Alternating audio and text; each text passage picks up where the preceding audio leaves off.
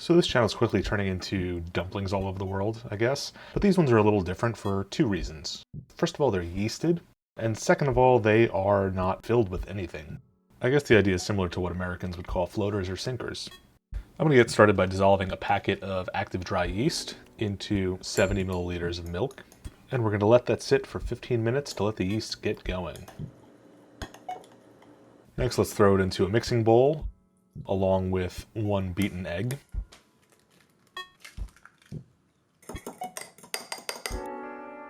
About a teaspoon of salt.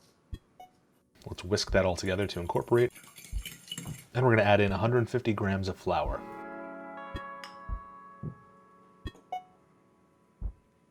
Then we'll start to whisk that together to form a dough, which should come together after a few minutes.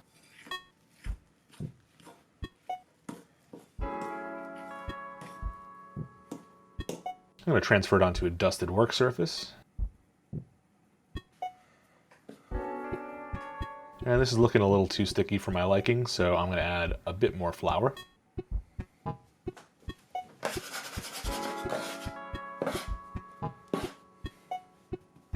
Then we can start kneading it until it starts looking a little smoother. At which point we can roll it into a ball, throw it into a bowl, and cover it up for half an hour.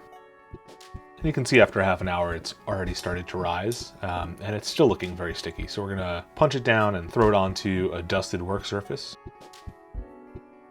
Roll it into a 4 centimeter log and divide it in half to get 2 logs.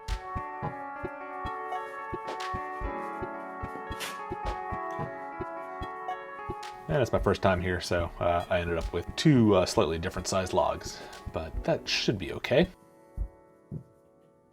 Now let's bring a pot of water to a boil.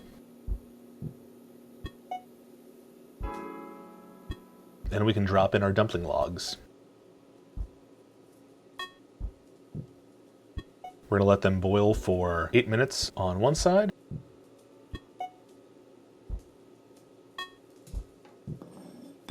And then we'll give them each a flip and give them another 8 minutes on the other side.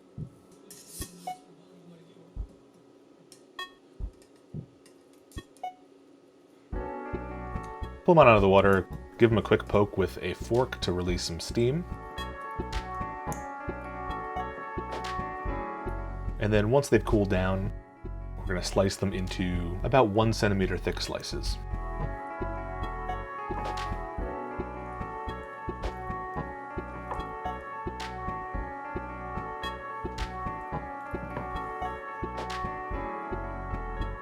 While we're boiling water, we might as well boil an egg to whatever consistency you like.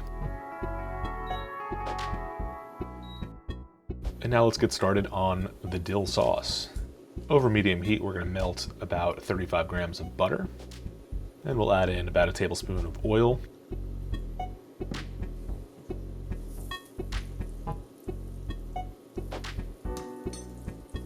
Once that's melted, we're going to start forming a roux. We're going to add in 70 grams of flour in 2 stages. So here's the first 35 grams. And we want to mix that in thoroughly so that there are no lumps.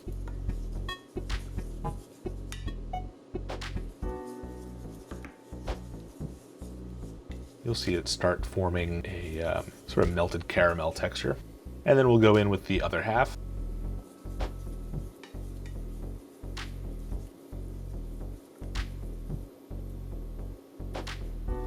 And it'll turn into almost a cookie dough sort of texture.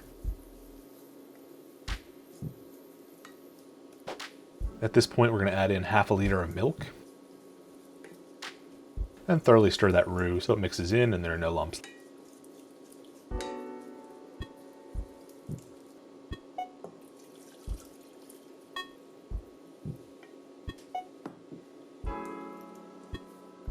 Now I'm going to take half a bunch of dill, and I'm going to roughly chop the fronds and hold on to those for later. Right now we're going to deal with the stems, which we're going to infuse into this cream sauce. So stir those on in. Next we're going to add in some pepper and some salt, as well as about a tablespoon of sugar. I'm going to stir that in. And we can let this simmer for about 20 minutes, stirring frequently, adding a little bit of milk to thin it out if necessary. After 20 minutes, we're going to remove the stems,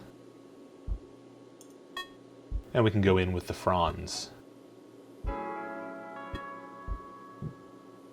And go ahead and stir those in as well. We're doing this in 2 stages because the fronds are much more delicate and we don't want to have them break down too much in the sauce.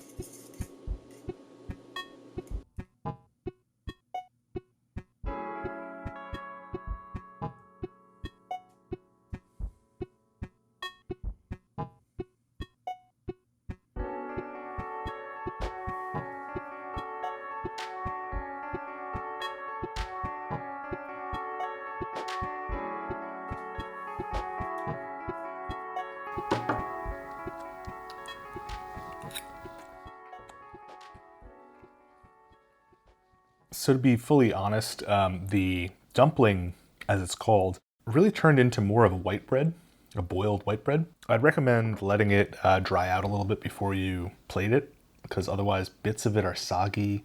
But otherwise, with all those little air pockets from the yeast, it's the perfect vessel to scoop up this delicious creamy dill sauce.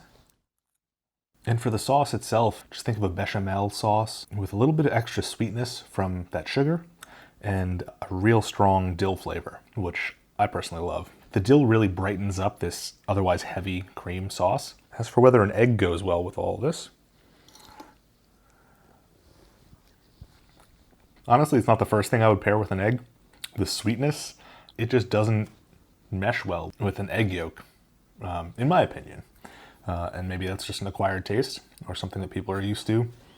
But as for me, I'll stick with the dumplings.